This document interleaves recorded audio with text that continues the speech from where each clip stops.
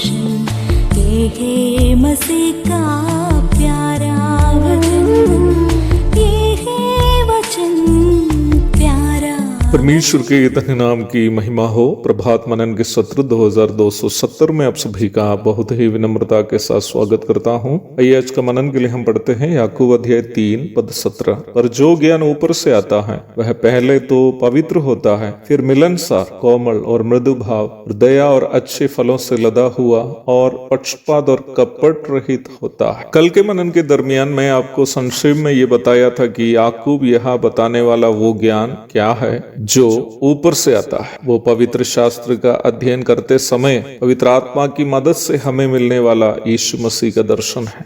जब मैं ये कह रहा था कि पवित्र शास्त्र से ही क्यों ना हो, हमें यीशु मसीह के दर्शन के अलावा जो भी ज्ञान मिले, जो हमारे मस्तिष्क में भर जाता है, हमें आत्मिक नहीं बल्कि घमंडी बनाता है, तो मुझे लगता है कि कई मसीहियों को भी यह बात हजम करने के लिए मुश्किल लगी। लेकिन यह बात सच्चाई है और कई मसीही भी इस सच्चाई से वंचित रहकर खुद को आत्मिक होने के गलत फहमी में जीवन बिता रहे हैं। यीशु मसीह का दर्शन किए बिना भी आप बाइबल से काफी अन्य ज्ञान प्राप्त कर सकते हैं। आप इस बात से संभवतः अचंभित हो जा सकता है यह जानकर कि वर्तमान संसार में विश्वविद्यालयों में सिखाए जाने वाले विज्ञान के कई शाखाओं का प्रारंभ बाइबल का अध्ययन से हुआ है। नरवंश विज्ञान अथवा एंथ्रोपोलॉजी की नींव उत्पत्ति की पुस्तक का 10वां अध्याय है। वर्गीकरण विज्ञान अथवा टैक्सोनॉमी का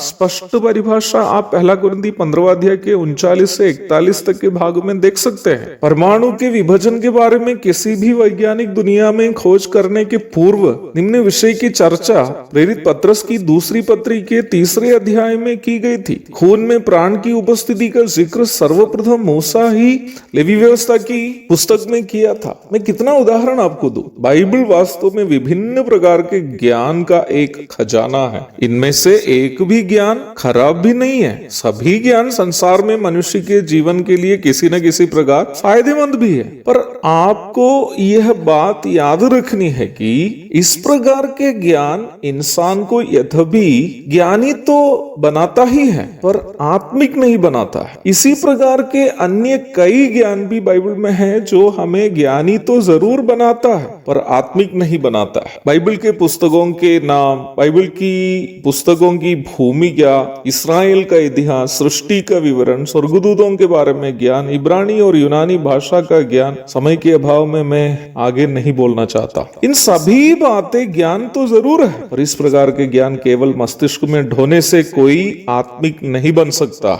मैं जिन बातों का जिक्र कर रहा था सभी बातों में पंडित था शाऊल, जो पौलुस के नाम में हम जानते हैं जिसको। परंतु जब तक उन्हें वो ज्ञान नहीं मिला जो ऊपर से आता है, अर्थात यीशु मसीह का दर्शन, वह डाह, विरोध, नफरत आदि बुराइयों को दिल में ढोते हुए जीवन बिताने वाला एक क्रूर इंसान था। हाँ प्यारो, मस्तिष्क में BTH, MDH या डॉक्टरेट का ज्ञान ढोने से आप आत्मिक नहीं बन सकता। यद्यपि वे सभी प्रकार के ज्ञान की प्राप्ति बुराई तो नहीं है। मैं और आप परमेश्वर को प्रसन्न करने वाला एक मसीह जीवन तब ही बिता पाएंगे जब हम यीशु मसीह का दर्शन कर पाएंगे। यीशु मसीह का दर्शन हम कैसे कर सकते हैं? क्या रात में सोते वक्त मिलेगा यीशु मसीह का दर्शन? नहीं। यीशु मसीह का दर्शन हमें वचन से ही प्राप्त करना है। परमेश्वर के पवित्र शास्त्र का निचोड़ और सारांश यीशु मसीह है। लूका 24 की 27 और 44, यूहन्ना 5 की 39, इन तीनों पद को आप कभी नहीं भूलिएगा। हमारी एक बड़ी गलती यह है कि वचन का अध्ययन करते समय हम वचन में यीशु मसीह का दर्शन नहीं कर पाते। हम अन्य कई प्रकार के ज्ञान वचन से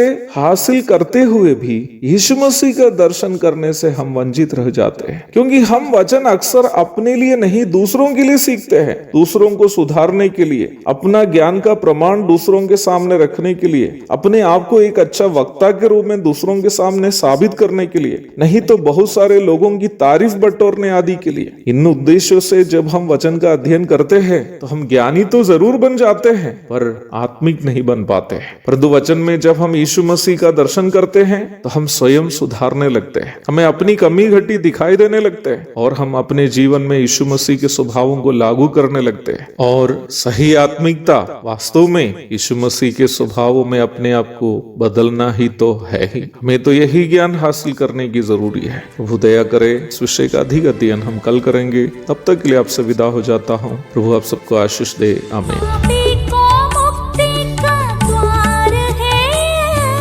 संत को मार्ग का दर्शक है, विश्वास जो करते हैं उसके लिए अनंत जीवन का साधन है। ये है वचन, प्यारा वचन, यीशु मसीह का प्यारा वचन।